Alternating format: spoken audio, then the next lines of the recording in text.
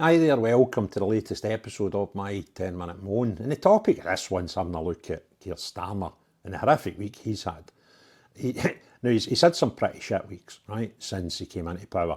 But this week, I kind of think it's right up there. It's got to be, right? Because there's just a list of things that just went wrong for him and his party. And we'll just go over a few. I think it's probably 7 or 8, right? I mean, they've lost a migrant. Right, it wasn't meant to be released. They've let him walk out of jail. Right, there you go, off you pop. Oh, sorry, we're let the land guy go. Right, that's pretty damning. We've got a small boat migrant that we managed to get rid of in the returns programme. You know, that's one for one, and one in, one out. That ended up like 5,000 in, one out type of thing. And I think we've put a bit of busload back, and it's been gone for months. That thing, right? So he managed to get one of them out the country on that return scheme, and the guy's already come back in a boat. Right. Farcical.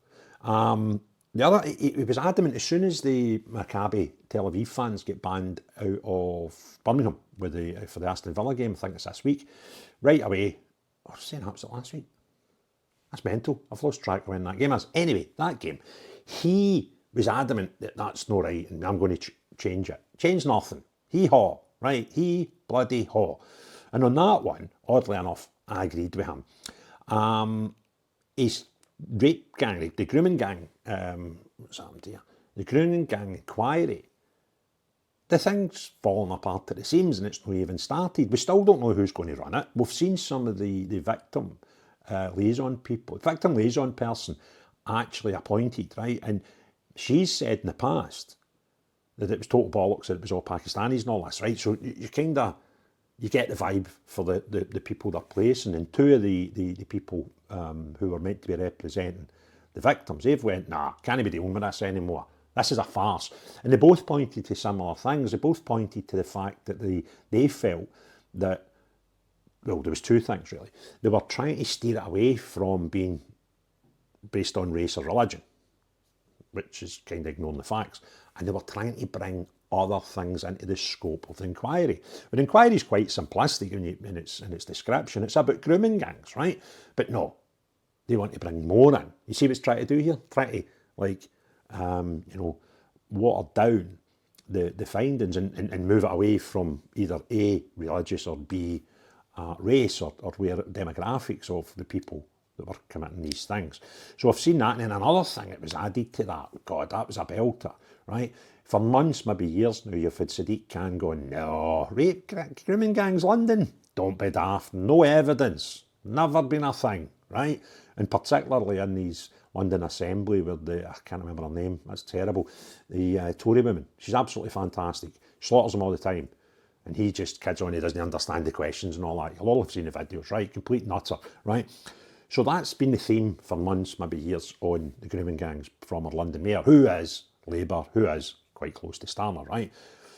And just the other day, the Met Office Chief of Police comes out and says, we're actually investigating 9,000 cases. You're like, what? Now, I think they all expected that there was a thing and he was telling lies, right? But see if he'd have come out and said, there's 200 cases, you'd be like, that's terrible. That's really, really horrific, right? The figure is 9,000. I actually thought I was picking, I got a phone call about this and I thought, I can't be right, that figure's wrong. And then when I was reading it, I'm thinking, that's a hell of a lot.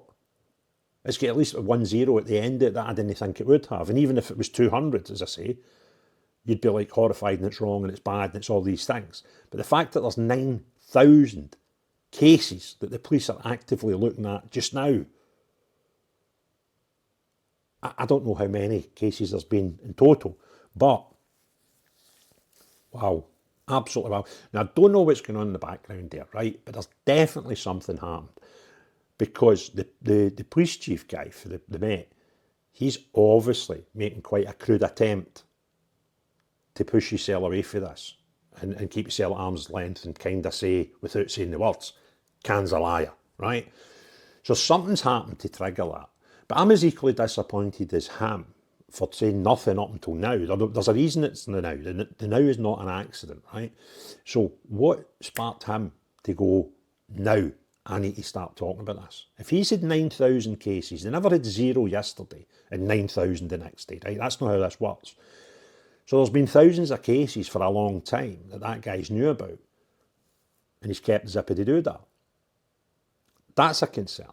So there's a reason that he's come out and said at that specific time, by the way, there's 9,000, right? So there's another game playing here that we don't know about, we might never know about, but the timing, there's a reason for the timing, right? So that's pretty bad on Starmer. He managed to lose in a by-election a seat to Plaid Cymru that actually, there was 2 losers in this election. His is very more severe than Reform's, right? But Reform were polling like they should have won it by landslide, and they didn't. They came second, which is not a bad result for a party that's, you know, on the up. But they thought they were going to win it, and they're quite funny because they're trying to sell the fact that they get a lift in the electoral votes. Behind me is Glasgow Sheriff Court, one of Europe's busiest courts. And because of that fact, we'll see every week several members of the public and podcasters, etc., facing trials in here for a number of things. However, an increasing number are for posts on social media, videos on YouTube, etc., etc., etc. And for that reason and that reason alone, I believe it would make sense for everybody who does podcasts as a minimum to join the Free Speech Union, because they will help protect you when the law turns on you. That doesn't give you carte blanche to say what you want as a member, but it does give you the protection to help you when the law goes wrong. This is not now only something that should be considered by podcasters, because we are seeing more and more people each day arrested. Normal people who don't even see themselves as civilian journalists arrested for posts on social media. So it makes sense to join the Free Speech Union, because we live in this country in 2025. As some sort of victory, right? But they were telling us 2 to 3 days before the election that they were going to win it, right? So they've lost. But anyway, Labour held that seat for 100 years. It's the biggest shoe in shoe-ins, right? Starmer's, under his guidance, has managed to lose that seat. How? This is for the Senate. It's just, you think, how bad are Labour when stronghold places, 100 years of voting Labour, are suddenly going, no, and they came third, I think, right, because Reform were second, to Plaid Cymru. Somebody somewhere's got to, there's a cautionary tale to all this at the end, by the way, but somebody somewhere's got to say, you're maybe not the man for the job, Keir, right? And the other, the China spy case. Oh my God. If you don't know, right, the China spy case was dropped. There was 2 guys charged with espionage. But part of the trial, somebody representing the government would have to go and stand and say, yeah, China are, no our pals, right?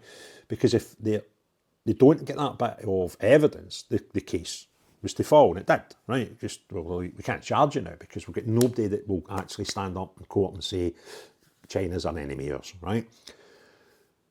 And it turns, they were all trying to blame each other, right? Now, the guy MI5, he ended up getting involved. He's local, he just was brought up in Broomhill, I found out last week, around, no far from where I am just now. And he's come out and basically said, China are no very good, right? We kind of don't like them, right? To point the shite back to the government, because the government are trying to point the blame to others, as governments do. So what we've had in the last week is with 2 very, very powerful people, top man MI5, top man the Met Police, totally contradict key Labour figures in Starmer and Can. That's massive, right? Don't underestimate that. That's proper nuts. And the last thing he's had in a disaster, probably not the last, but the last I'm going to talk about, is a disaster he's had on Twitter, where in the space of 48 hours, he'd put something out like 5 or 6 tweets about digital ID. It's as if he's trying to oversell it. You're just like, if this was that good, you wouldn't be selling it so hard, right? Anyway, been community noted 4 times. And that's basically when you're talking shit, right? You get a community note put on it, because enough people go, that's not right, that's not true, you're exaggerating this, whatever it is, right? And he said 4. I think in the last 4 days. All about digital ID. So Starmer's on the sales pitch. He can't even sell this thing. Well, it's probably is tough to sell, right? We shouldn't maybe blame him for not being able to sell it, right? But the fact that he just comes out with shite. It's like, this will make things safer. This will protect us on X. How will it protect us on X? Because you told us, and this was my point on it right away, my initial reaction was, you keep telling us that this will not be mandatory. So if it's not mandatory, how will it make any difference to X? If somebody's a nutter on X and want to be about abusing people, we just don't need to opt into your digital ID. Or use their digital ID to get access to X. Because I can't see Elon Musk, to be honest with you, buying into the fact that if you're in Britain, you need to use your digital ID or you're not getting on my platform, right? And in this day and age, you just put a VPN in and tell them you're from Belarus and you'll get into Twitter, right? So, total bollocks, stuff like that, and he's just getting community noted. Bang, there you go, there's another one. Keir, right? Absolute fruitcake of a man, and a fruitcake of a parliament, and a fruitcake of a party. So, what a week that man's had. The only problem we've got is, who replaces him? Now, there's 2 that are getting touted. And the first one is his on the Home Office, Mahood. Can you imagine if that's your next Prime Minister? That's scary. But the other one is, what's his face, Mr. Woman, you can grow a cervix, right? Him. Henry VII came after Henry VIII. You know, that crackpot mastermind, right? They're the, look, I don't know who the Labour Party would pick, right? But they're the 2 that's getting touted about social media as potential next leaders of Labour, which would in effect make them the Prime Minister. So he's having a mare. He's having a proper Reggie Blinker, right? But who do they replace him with? How does this get better? And I said this months ago when people were talking about Rain and all that taking over. I'm like, tell me who is actually better than Keir Starmer. Now, I'm not saying he's good. He's rotten, right? But that's the whole point. He's rotten. And who would actually be an improvement? Because those 2 names could be arguably even worse than this crank that we've got now.